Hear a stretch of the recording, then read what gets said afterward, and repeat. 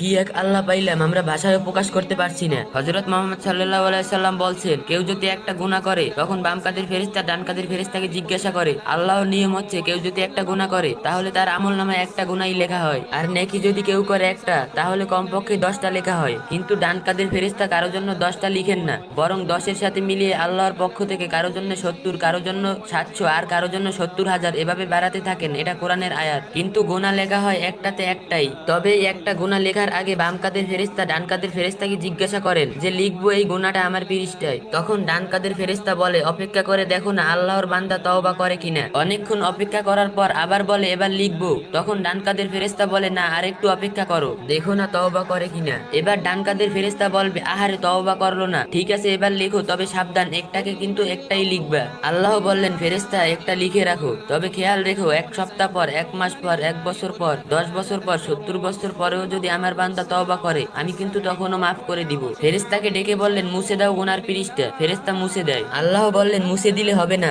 গুনাহর খালি পৃষ্ঠাগুলো নেকি দিয়ে পুরো করে দাও। সুবহানাল্লাহ। একটু চিন্তা করে দেখুন তো, এই দুনিয়ার মানুষকে কখনো নিজের জীবন দিয়েও খুশি করতে পারবে না, কিন্তু আমাদের আল্লাহকে খুশি করা কতই না সহজ। কিন্তু আমরা কি আল্লাহকে খুশি করার জন্য কখনো কিছু করেছি? কি এক আল্লাহ পাইলাম, আমরা ভাষা প্রকাশ করতে পারছি না। সবসময় বেশি বেশি করে আল্লাহকে ডেকে তওবা করি আমরা, তাহলে নিশ্চয়ই আল্লাহ আমাদের মাফ করে দিবেন ইনশাআল্লাহ।